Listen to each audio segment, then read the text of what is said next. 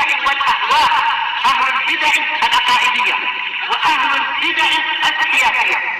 نقول بيننا وبينكم السلف، بيننا وبينكم الكتب، كان فيقول البدع بيننا وبينكم. Bismillahirrahmanirrahim. Alhamdulillah, wassalatu wassalamu ala Rasulillah wa ala alihi wa sahbihi wa ba'd. Kita meneruskan bacaan kitab Bulughul Maram yang ditulis oleh Al-Hafidz Ibnu Hajar Al-Asqalani rahimahullah taala. Kita sudah selesaikan bab hadis qadzfi di Kitabul Hudud. Bab hukuman orang yang menuduh orang lain berzina atau melakukan perbuatan kaum Lut. Sebelumnya adalah haddu zani, ya, hukuman orang yang berzina. Berikutnya qala rahimahullah babu haddis sarqah, bab hukuman orang yang mencuri. Ya, dikatakan hudud karena suatu sudah ditentukan oleh Allah Subhanahu wa taala hukumannya. Seperti berzina telah lewat. Kalau sudah menikah dirajam. Ya, demikian juga orang yang menuduh orang lain berzina dicambuk, ya, 80 kali. Ya, demikian. Sekarang membicara tentang haddi as-sarqah, hukuman orang yang mencuri. Ya, disebutkan oleh para ulama bahwa as-sarqah itu adalah akhdhu syai' ala wajhi khufyah, mengambil dengan sembunyi-sembunyi. Wal istitar, demikian juga tertutup. Ya, demikian. Ini secara bahasa. Adapun secara syarat ini yang kita ambil. Ya, yaitu apa? Akhdhu malil ghair dzulman khufyatan min kharazi mislih. Ini yang penting.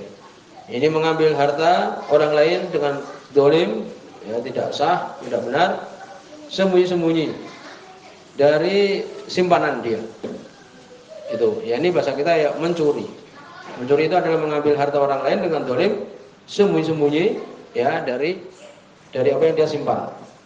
Dari situ nanti akan disebutkan bahwa merampok tidak masuk. Nah, merampok tidak masuk, hukumannya lain lagi. Mau memotong jalan, merampok jalan, hukumannya lain. Itu hukumannya dipotong tangan, disalib dan sebagainya. Kalau dia mau benar-benar merusak, yakni merampok di jalan dengan apa? Dengan yakni bah yang besar. Demikian juga sebagian kemudian mengeluarkan juga apa? Yang seseorang mencopet, ya, itu juga tidak masuk. Ya, sebagian menyebutkan demikian. Nanti yang dibahas soal. Jadi ini adalah hukuman orang yang mencuri, mengambil sembunyi-sembunyi dari barang yang disimpan. Karena itu nanti juga orang mencuri dari kain kafan yang ada di kuburan tidak termasuk mencuri. Ya, karena bukan sesuatu tempat yang disimpan di situ. Bukan barang yang disimpan di kuburan, itu bukan sesuatu yang disimpan. Sebenarnya beliau Ibnu Hajar rahimahullah taala, hadis nomor 1226. Ada Aisyah radhiyallahu anha, dari Aisyah radhiyallahu anha beliau mengatakan, hadis Bukhari dan Muslim. Qala Rasulullah sallallahu alaihi wasallam, berkata Rasul sallallahu alaihi wasallam, la tuqta'u yadu sarik illa fi rubu'i dinar fasaida. Tidak dipotong tangan pencuri kecuali di dalam seperempat dinar atau lebih. Seperempat dinar lebih. Muttafaqun alaih, hadis Bukhari dan Muslim. Wa lafdzul Muslim, ini lafaznya Imam Muslim. Ini jelas menunjukkan apa? Disyariatkan memotong tangan, yakni orang yang mencuri apabila dia mencuri seperempat dinar. Sering kita sebutkan bahwa 1 dinar itu ada 10 dirham. Dan untuk permudah 1 dinar itu untuk membeli kambing. Ya, yang mudah dipahami sekitar 1 juta, sekitar itu. Harga kambing sekitar itu, ya, walaupun mungkin jenis perempuan atau semisal itu.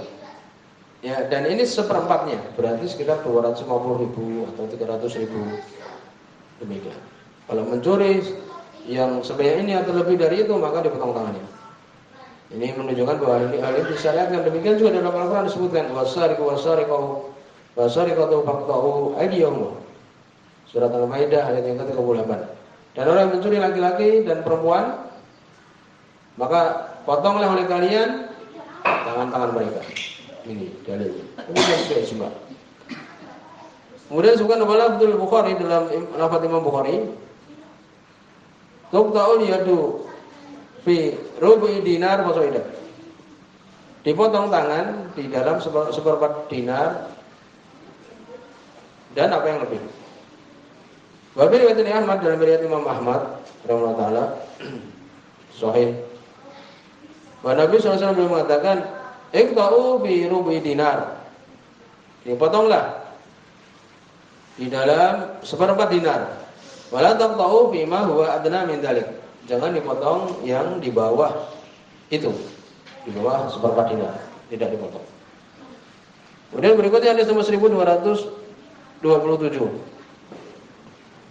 Wa Ibnu Umar, dari sahabat Abdullah bin Umar radhiyallahu anhu, hadis Bukhari dan Muslim. Anna Nabi sallallahu alaihi wasallam, sesungguhnya Nabi sallallahu alaihi wasallam qata'a bi mijanin. Sesungguhnya Nabi sallallahu alaihi wasallam beliau memotong karena mijan, disebutkan oleh Imam Sunani, yaitu aturs, tameng besi, ya, tameng itu yang untuk melindungi ketika perang. Sehingga Nabi sallallahu alaihi wasallam beliau memotong dengan sebab, memotong orang yang mencuri dengan sebab baju, yakni tameng besi, tamanuhu, harganya salah satu darahim, yang harganya 3 dirham. Kalau tadi kan disebutkan seperempat kan 2,5 dirham. Ini dia mencuri 3 dirham, maka Nabi memotong tangan orang ini. Muttafaqun alaih, hadis Bukhari dan Muslim. Kemudian hadis nomor 1228. Wa Nabi Hurairah, dari Abu Hurairah radhiyallahu anhu, qala, beliau mengatakan, qala Rasulullah sallallahu alaihi wasallam, berkata Rasul sallallahu alaihi wasallam, la'anallahu sarik. Allah Subhanahu wa taala melaknat orang yang mencuri. Ya surukul baydah. Mencuri baydah. Baydah apa ya? Bukan telur. Ya, Ibnu Hazm mengartikan dengan telur. Akhirnya mencuri sesuatu yang murah pun dipotong tangannya, menurut beliau, menurut pendapat beliau. Ya, Ibnu Hazm yang termasuk ulama-ulama Andalus yang ada di Spanyol dulu. Jadi seorang yang mencuri baydah itu adalah dir'un, ya, ini baju besi atau sesuatu yang melindungi kepala. Ya, apa? Tameng kepala ketika berperang. Fatuk tahu yaduh, maka dipotong tangannya. Kalau diartikan dengan baydah, mungkin lebih dari 2,5 dirham, kan demikian. Kalau diartikan dengan telur, ya murah.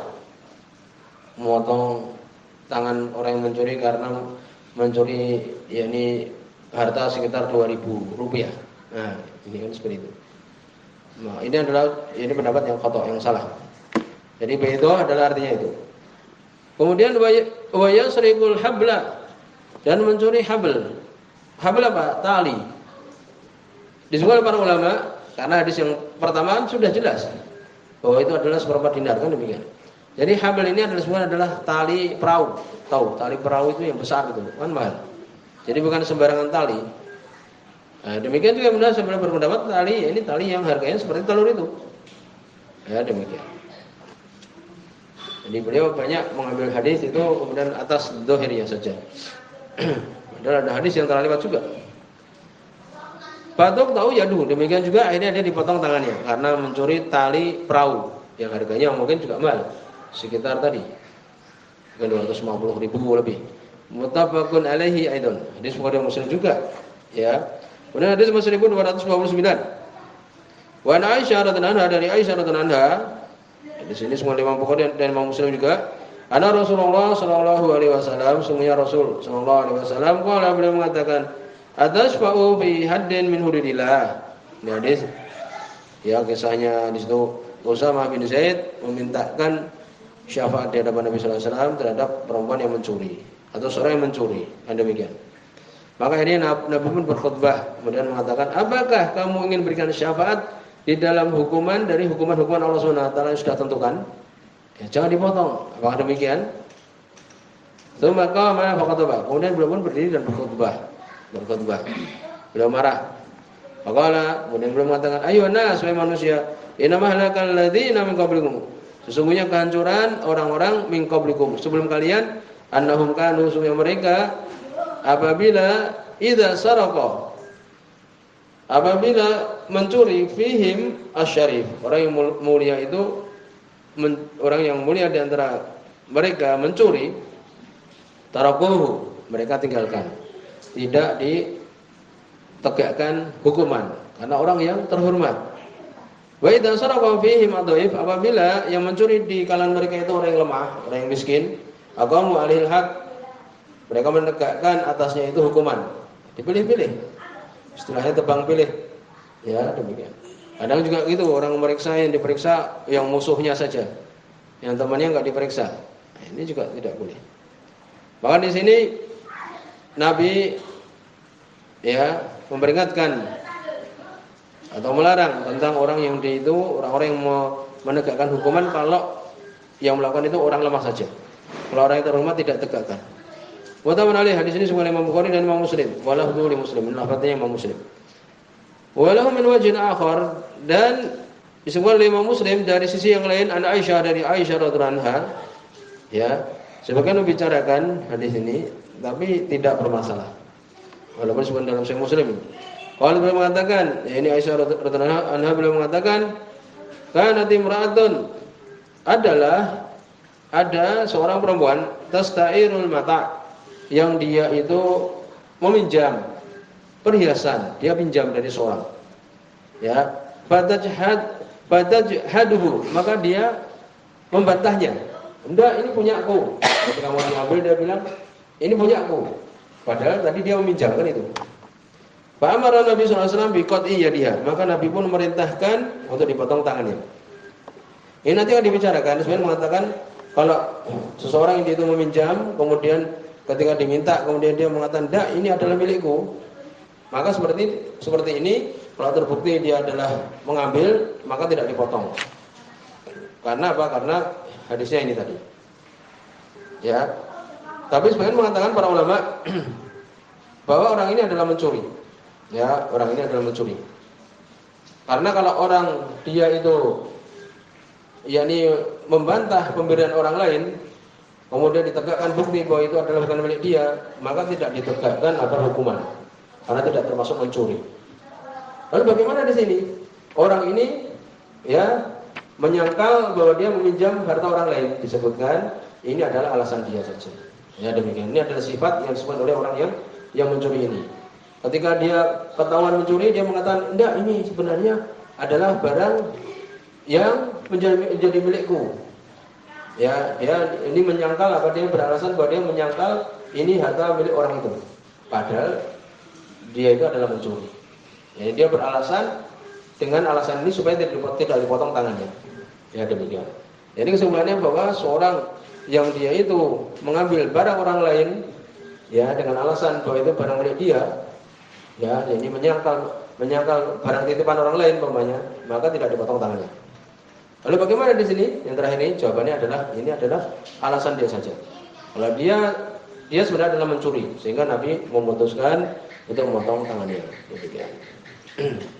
Maka disebutkan oleh para ulama ya tentang disyariatkan memotong tangan orang yang mencuri, kemudian berapa batasannya, terjadi perselisihan.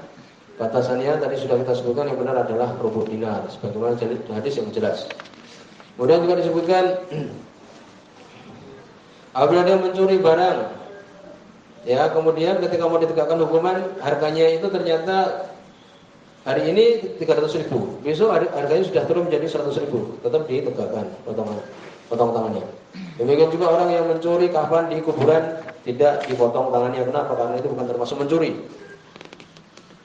Karena itu bukan simpanan, demikian disebutkan.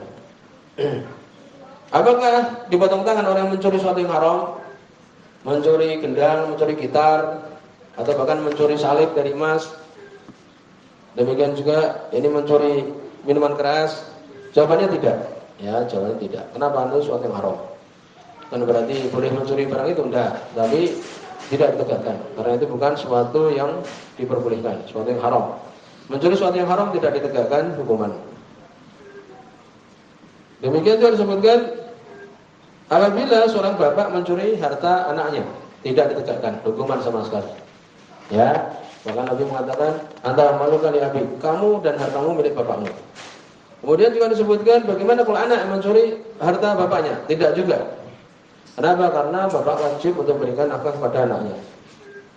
Kemudian disebutkan bagaimana kalau istri mencuri uang suaminya atau sebaliknya. Jawabannya apa? Tidak. Kenapa? Disebutkan karena itu perkara yang syubhat. Telah lewat ya bahwa Nabi SAW ya beliau berusaha ya idra'ul hudud bisubhat. Ya, pertahankan kalau itu ada syubhat, maka jangan ditegakkan hukuman. Ya, demikian. Al-hudud tudra'u bisyubhat. Jadi hati-hati kalau mau menegakkan hukuman itu. Kemudian disebutkan, apakah disyaratkan dicuri itu adalah harta? Iya, disyaratkan itu adalah harta. Kalau mencuri budak tidak. Mencuri budak tidak. Nanti juga akan disebutkan ini mencuri buah tidak termasuk. Ya, demikian. Sampai di sini subhanallah wa bihamdika asyhadu an la ilaha illa anta astaghfiruka wa atubu ilaik.